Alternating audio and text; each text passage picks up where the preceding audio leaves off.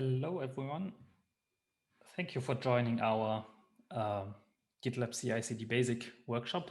My name is Sujeevan. I'm a solutions architect with GitLab, and I do the workshop today about how to get started with GitLab CI/CD, and we'll just cover the basics of GitLab CI. So this is the agenda for today. First, I'll cover what GitLab Flow is, so what the workflow using GitLab CI/CD is. Then I'll give you just an overview on what GitLab CI/CD is, what it can do, and then we'll go over to some detailed view on how that works, and followed by a section where we show what runners are, what GitLab runners are, and what you can do with it. And at the end, we'll do some exercises, and I would say we should just get started. So as I said, in GitLab, we have many different stages, or we call it stages. We have many different tools, or tools and functionality inside of GitLab. And one of these is, most of the people are just using the source code manager part. More people are using the CI/CD part or CI part. And we also have a lot of other features included. And today we'll just focus on this part, which is kind of related to everything. And we won't cover things like monitor and defend, and we also don't cover on how to plan your projects. So we'll just focus on the CI/CD part. But this is also, everything is connected in a way, because GitLab is an overview on is one tool to get everything started with when you want to do all things DevOps. So first of all, if you are new to Git and GitLab, then or new to Git and GitLab, it's always what many people are asking is, okay, how can I get started, and what should we do? How should we create branches? And this is where GitLab Flow comes in place. And in GitLab, we say everything starts with an issue and connected to an issue. So an issue is just an issue in your ticket system, in this case in GitLab itself. And connected to that is a merge request, as you can see here. So so the main development is happening on the master branch. And if you create a new branch, you will create a merge request, and where you commit all your changes, which you can see here. And the more interesting part for our session here is, okay, we have made some changes, we committed some changes, and we want to see on, okay, is everything building correctly? Is everything working correctly? Do every test pass? And that's everything which runs in a pipeline, and the results gets back to the merge request and gets displayed there. The same thing happens with security scans. So we have a lot of different types of security scans which are happening also in the pipeline, which you can include. So we have two different kinds of feature set. You can either write a pipeline completely on your own, or you can use predefined pipeline bits, or even a complete pipeline, which we call auto DevOps, which tries to do everything for you. So the developer does not need to create everything from scratch. And if you are running a web application, then you could also run a review app. So your app gets deployed to a review environment. It's really easy when you use Kubernetes. Kubernetes is not necessarily easy, but the part to get it running from GitLab to Kubernetes is rather easy, because you only need to connect it. And then even non-technical people can review your changes by just clicking on the web application and seeing on what's working and what's not working. And we're still inside of the merge request, where we can still do some discussion, can review the code, can review security related issues. And once that is approved, that merge request can be merged and the issue can be closed, and then the changes gets merged back to master, and another pipeline gets kicked in, and that deploys the application from the master branch directly to your production environment. And with GitLab, you could also monitor your app with Prometheus in our case, and then you can see directly on what's working and what not, or if there are any problems. And this is really CICD, and with CICD, which basically means continuous integration and delivery or deployment. And so you get directly a feedback and directly deployed, and you don't need to wait for 3 weeks to get your changes deployed. So this is our idea of how to work with GitLab in a nice and easy and fast-paced environment. And this is how we work and how we should how we encourage our users to get started. So now let's get started on CI/CD in general as an overview. So this is a little bit this is a bit similar to the slide before, but in this case, what I want to highlight is that the continuous integration part, because if you push your changes, we can have a deeper look into parts of the pipeline. So your pipeline can consist of many different parts. So you can either have build and test and deploy to a review environment.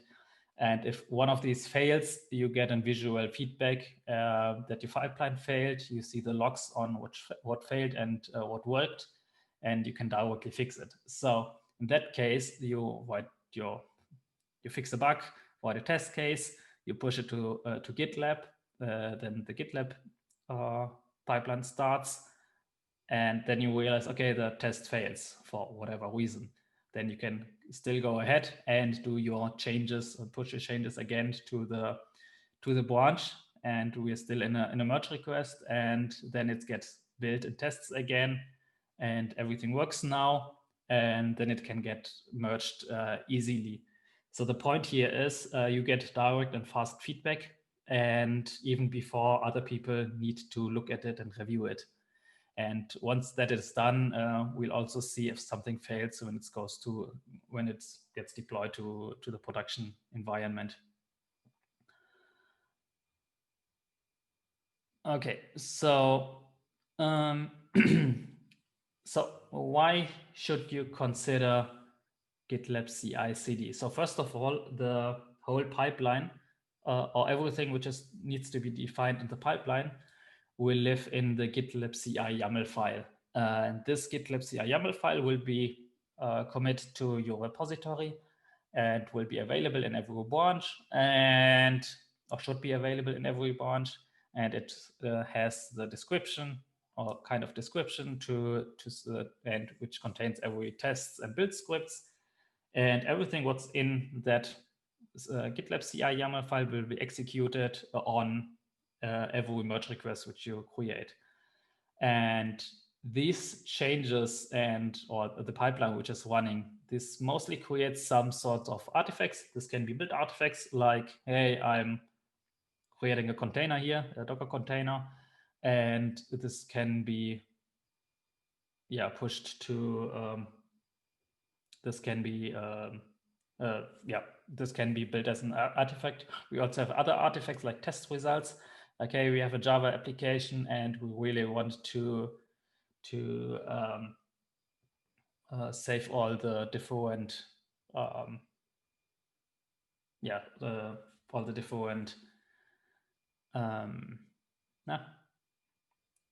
lost my point here. Sorry. Anyway, the test results where you can see, okay, which tests failed and which didn't fail, and that result will be also be displayed inside of the merge request, where you can see that, okay, this merge request improved my quality of my my feature, or even introduce some other breaking changes which needs to be fixed. Another thing is we have native support for Docker. As I said earlier, okay, we have, for example, you void a Docker file and add it to the repository, and or you want to have your tests running inside of Docker containers, then you can just type in your container which you want to use, and the tests will be running inside of the Docker container. The cool thing about it is it can be easily scaled using Docker and or Kubernetes, and you just need to make sure that everything which you need is inside of the container and that it can run. And on the other side, we as in GitLab CI, we are not fixed to any specific language, which is mainly YAML, and the build, everything which you need to define in the pipeline can be simple other command line driven tools which you can execute. And it's more like interesting to see on which part are which tools you are using and which results are coming out of the pipeline. And yeah, as I said earlier, also we using Docker machine or Kubernetes, you will get an easier scaling of your runner fleet running, and you have everything in one tool, so you don't have to take care of all the bits and pieces, because if you are, for example, familiar with Jenkins, then you have a source code management system which you need to configure. You need to configure your Jenkins, you need to configure your pipeline, and with GitLab you have everything in one application, and you don't have to put glue everywhere to get it working, because this is everything in one application. And that's very much easier to maintain and to work with it. So what does it look like? So basically, this is one really simple pipeline. This is just a visual representation. So in this case, we have 5 stages, and a stage is just one list here. I would say call it list right now. So we have build, test, staging, canary, and production. And everything is connected to each other. So everything which is running in one stage is running at the same time in parallel, as you can see it here.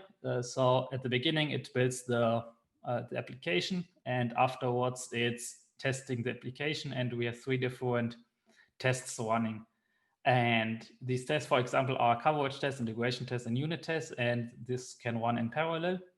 And the pipeline will wait once these 3 jobs are done. And if everything is correct, it will get deployed to a staging environment, and afterwards it can also be deployed to a production environment, even manually, because here is a little icon, and then you can say, okay, we want to do a canary deployment or production deployment directly, and you can easily see, okay, which one is working, which one is not working. Everything is green here, so everything is working. But if something fails, you'll get a visual representation on where it failed. Okay, let's get a little bit of a deeper view on GitLab CI/CD, because now it was like just, okay, we just looked on the overview, and now we go ahead and see what the differences are, what we can do, and how the pipeline looks like if you want to write it. So before we start with that, we need to make sure to have you all on board on the namings, on how we name things in GitLab CI. So this is one thing is the pipeline. I already mentioned pipelines. The pipeline is the definition of one or more jobs. A job is one part of a pipeline. So this can be like npm test, maven install, maven build, or whatever you need to get your build and test running.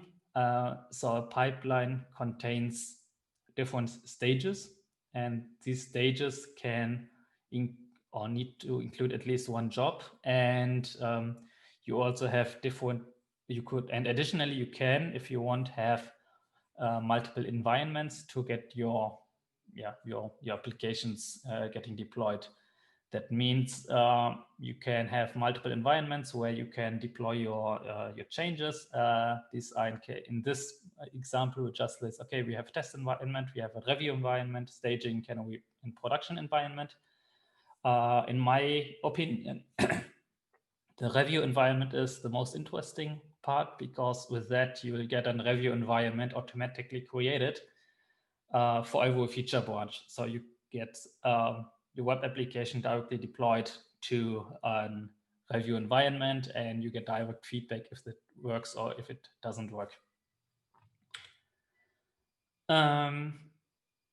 Okay, so just in case, okay, you now have some sort of know the basic anatomy of the GitLab pipeline, but there are different ways on how to trigger GitLab pipelines.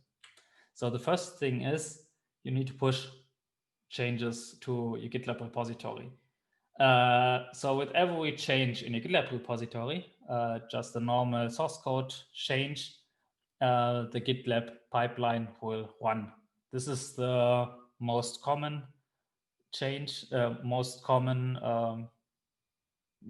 occurrence where you push changes to the repository, and where the pipeline then runs. And this is also like the boring part, which is just automatically. But if you need to, you can still run the pipeline manually. You can either run it again for the master branch, but also for any other feature branch.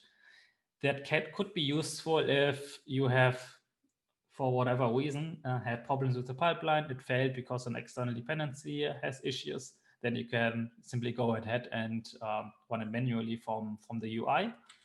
And what's also interesting is that you can say, okay, we just want to run the pipeline for the master branch just at specific times.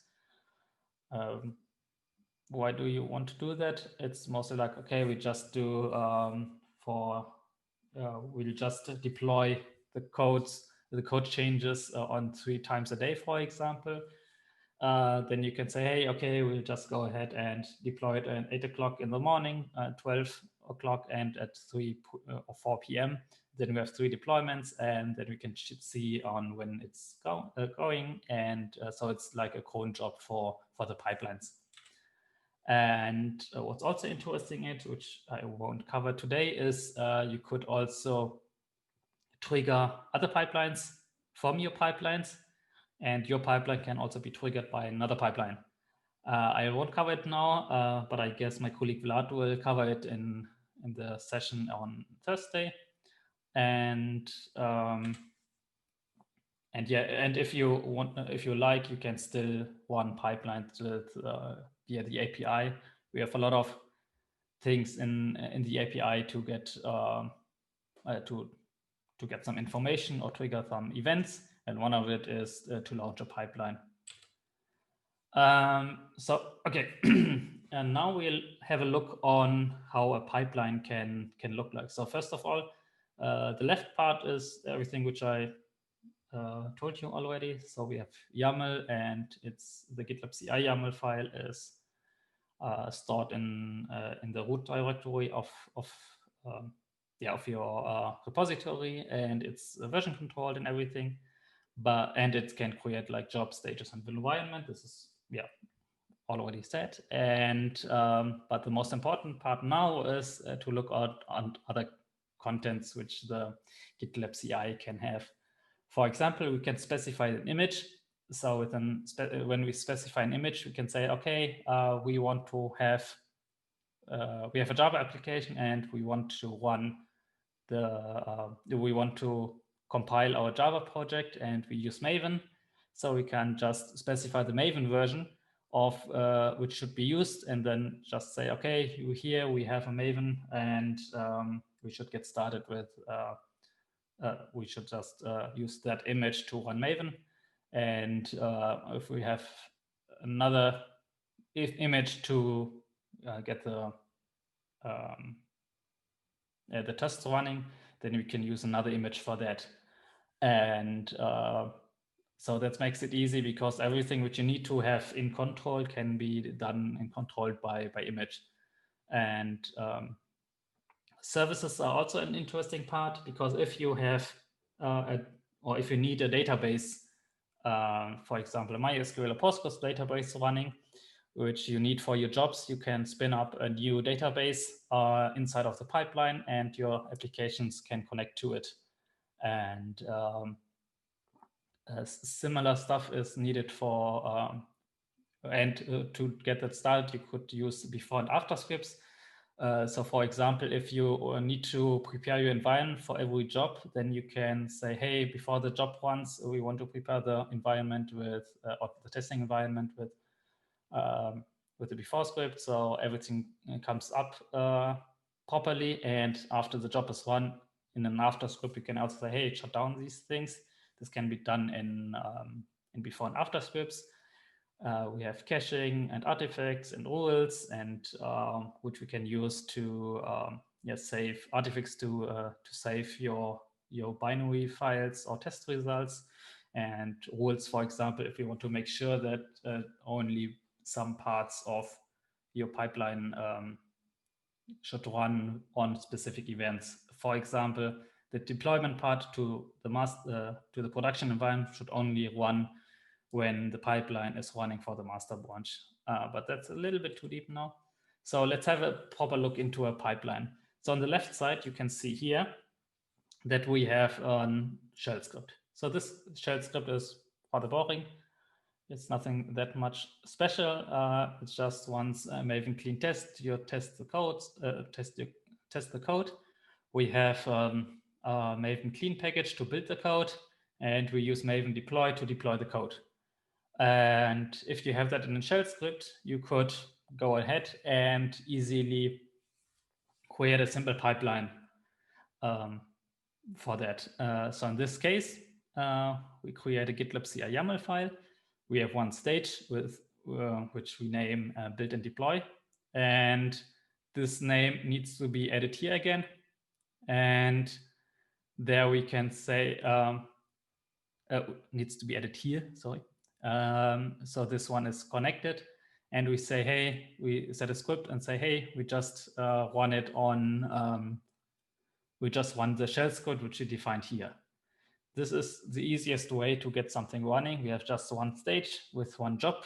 This is one job, and this one job is connected to the stage, and one script is running. And yeah, this is everything in one thing, which is okay for the beginning, but if you want to continue, you would want to split it up into different stages. And this is what you can see in this side. And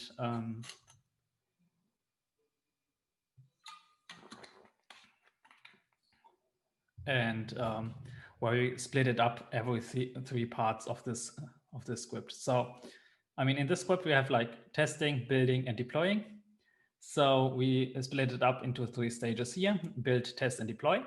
And here we have the jobs defined: build, test, and deploy, connected to the stages which have the very same name, which are displayed here. So stage build, stage test, stage deploy. And in this part, we'll have the script again, similar to here. And we just say, okay, we move everything from this script into the pipeline itself. So yeah, just a simple echo. Okay, we're building Java code with Maven, and we run Maven clean package skip tests. So it just builds the project. And similar here, we have Maven test, and on the deploy, we run Maven deploy. One interesting part is this thing, the cache, because here in this case, we use the cache to use all compiled stuff into other stages as well, but this is not included in this case. And yeah, this is like a really simple example on how to get started with an easy pipeline. And yeah, this is how I would say you should start if you're starting from scratch, because the simple part is get your application build, get your application tested, and get it deployed. If you have everything set up already, then you can move everything into the script blocked. As I said earlier, we use, if you use Docker, then you need to specify which image should be used. In this case, you see no image defined, but that doesn't mean that it's not running on Docker. This just means if this is running on Docker, it uses a default image, which could be defined in the GitLab runner itself. And but we didn't specify it here, so you don't see it here. But this could be also run as a shell executor, so the machine has to have Maven running on the machine. And this is like a little bit of a little bit deeper information. We have several different types of templates because if you want to reuse templates for for other projects, so you don't have to use all the same templates for every project. Let me start again.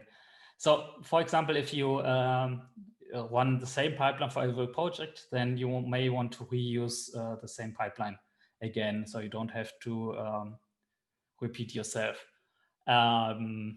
And because so many people are using the very same stuff to build and deploy your stuff, we have Auto DevOps, which I mentioned earlier, which you can include in by using this template.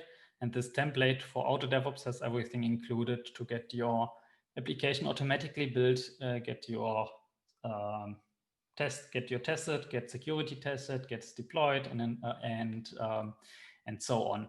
And this could help to get started, and not to get started, but to reuse many different parts of pipelines. But that will be a deeper topic on this on the session on Thursday on the same time as today.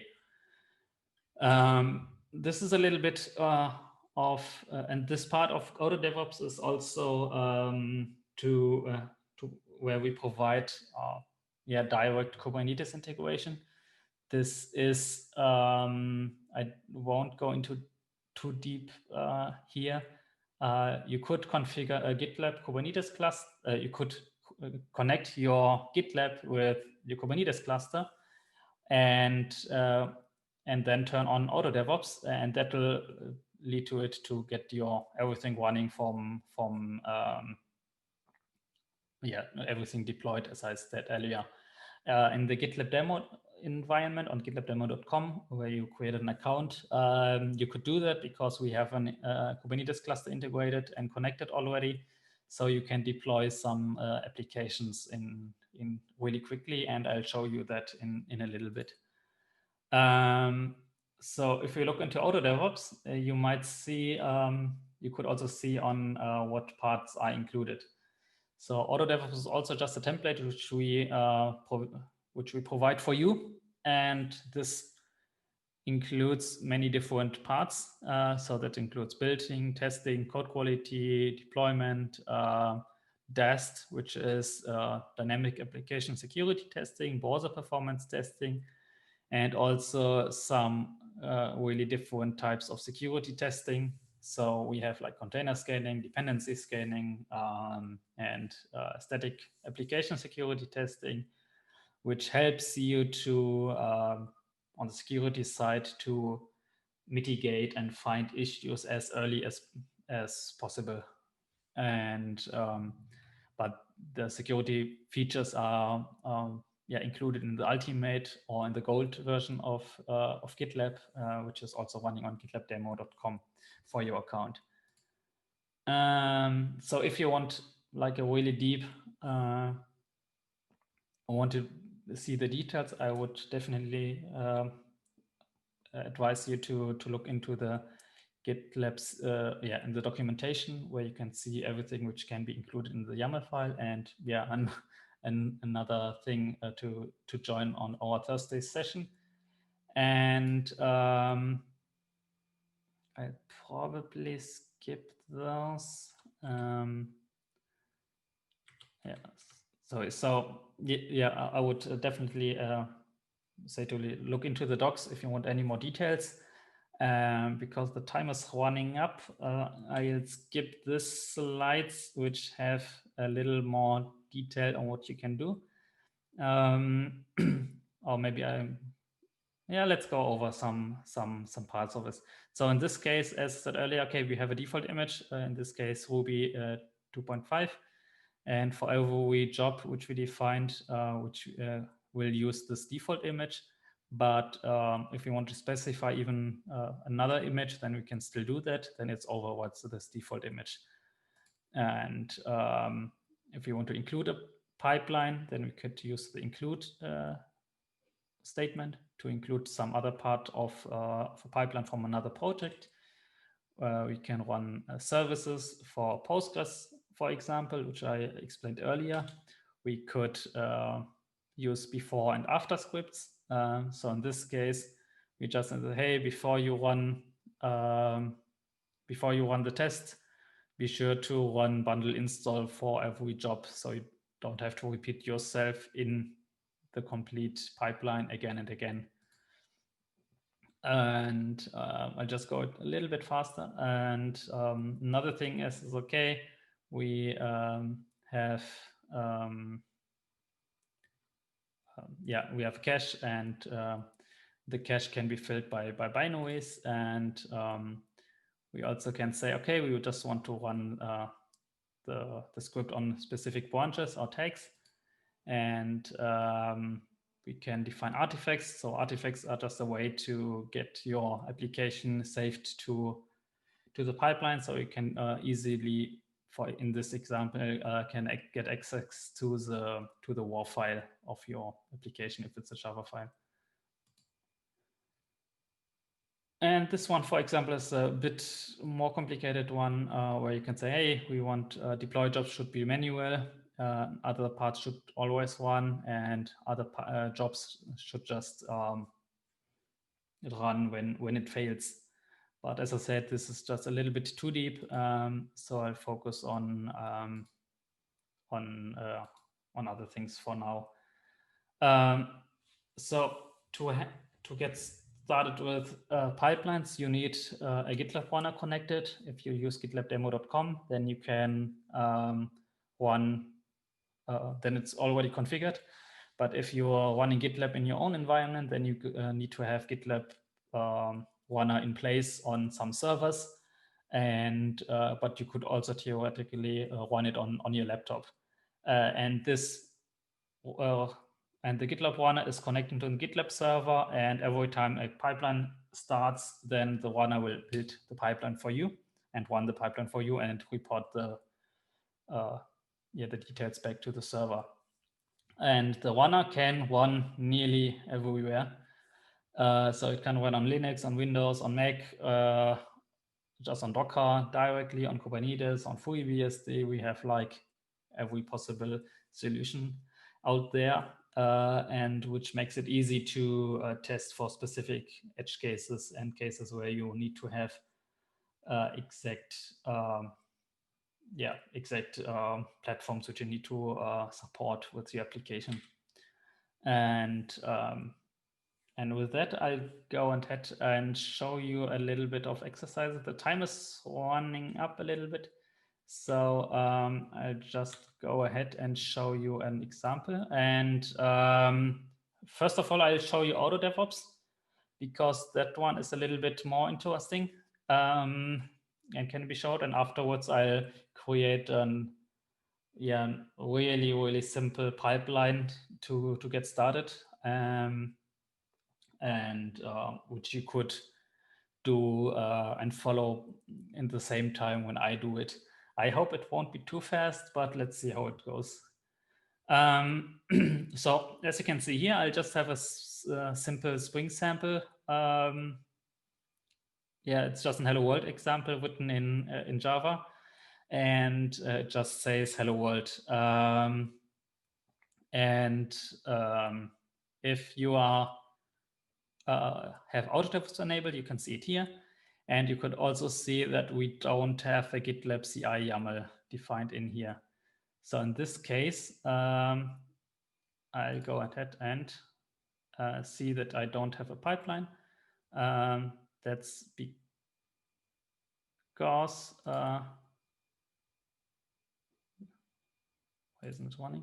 Okay, so here you can see, okay, I have that auto DevOps configured, and it should default to auto DevOps, and we could also define a deployment strategy so it can directly deploy to production. I'll go ahead and save it here, and then I can go ahead and, yeah, as you can see here, the pipeline gets started automatically.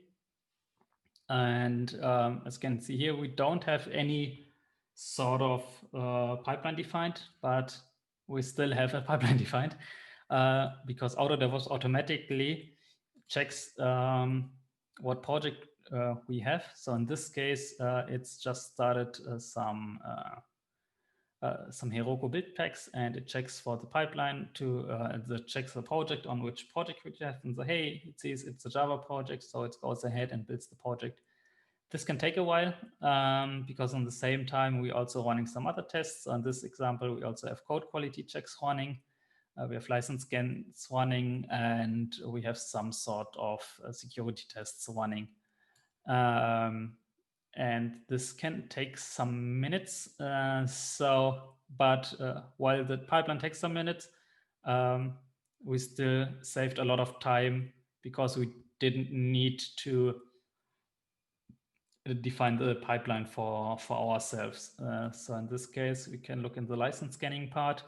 There we can see that, okay, some magic has happened, and it uploaded a JSON file as an artifact, and we could go ahead and see here for the license compliant thing where we can see, okay, it automatically determined which projects or which dependencies are using which licenses in this project. Let's see how the pipeline is going. So the build job is still running. And as you can see here, let's go ahead and uses Heroku to get the pipeline running. It automatically creates a Docker container. So in this case, it runs the container, and here you see, oh, it's automatically detected as in Java app. So it goes ahead and runs Maven to build to build the whole project. And there's a lot of Maven output, and and at the end, after it's built, it'll automatically create a Docker container. And we also have a Docker container registry service inside of GitLab itself. And this will be directly and automatically pushed to the container registry. And that you will see in just a couple of seconds, because right now we see, okay, it's pushing the Docker container to the internal registry, and it'll be available in a couple of seconds. And we can still go ahead and see what the other things are doing. It just takes some time. For example, here you can see, okay, code quality is running, and code quality is rather slow to run. But if you have any other problems with that, you could directly see in the as a result on what's happening there. Okay. While this is running, I go ahead and create a project, and this is the point where you should get started by also creating a project. We only have 10 minutes left, so I'll just go ahead and workshop testing project. We don't really care if it's private, internal, or public. And we create initial README file. And in this case, I don't want auto DevOps, but if I want to, I could still create a GitLab CI YAML file. For that, I just use the web IDE, which is included in GitLab. And we even have templates for that here. So we could even say, hey, we're gonna use, I don't know, for example, Python. So in this case, you get a long, 50 lines of code for a pipeline for Python. Or you could also use Maven. Then you get a default pipeline for Maven with several jobs defined. For example, deploying your application and verifying it. But you could also say, I don't want anything from that. I'll just go ahead and do it on my own. And you could do that in the same time as me now. So I want 3 stages: build, test, deploy. And then I go ahead and create the stages. So in this case, first I go ahead and use build. And my script will be just an echo hello build.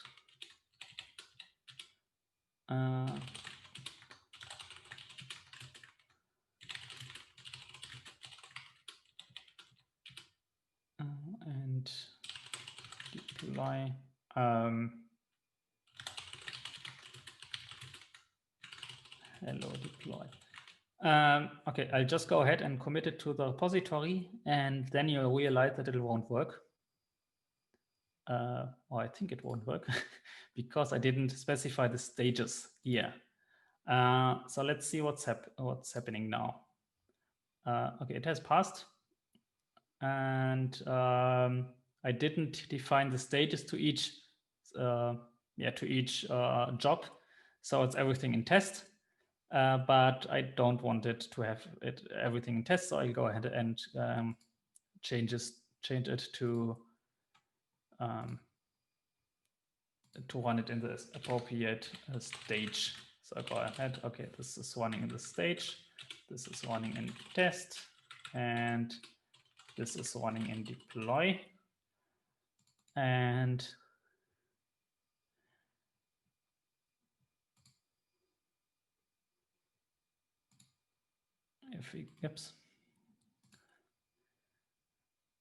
in this case, it'll get automatically after running each stage after each stage. So this is why you can see deploy is the last one, because it's first one build, then test, and then deploy.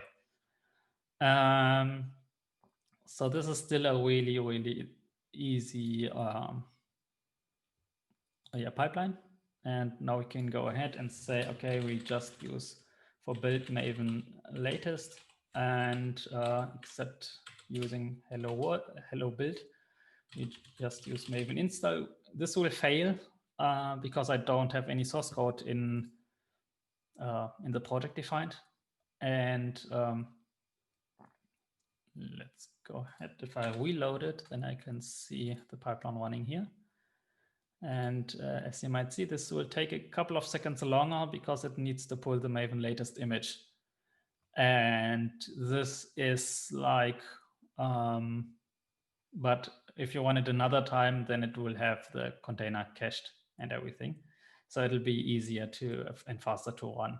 As you can see here now, okay, it has one hello build, and it has also one Maven install. But since it didn't detect any project files in that repository, it failed. If we look into the pipeline, then you can see, okay, the build part failed. So it didn't run the test part. It skipped directly because it's not necessary. If the build part failed, then the tests won't run, and the deploy part will also not run. Okay, so next example will be that I want to have before default to have a before script. And the before script is that part where I said like, hey, that is running for every job, and we'll just use another hello world example again, and say hello from the before script. and get a reload again to get an easy way to get to the pipeline. And if we look here now, then it's pulling the Docker image again.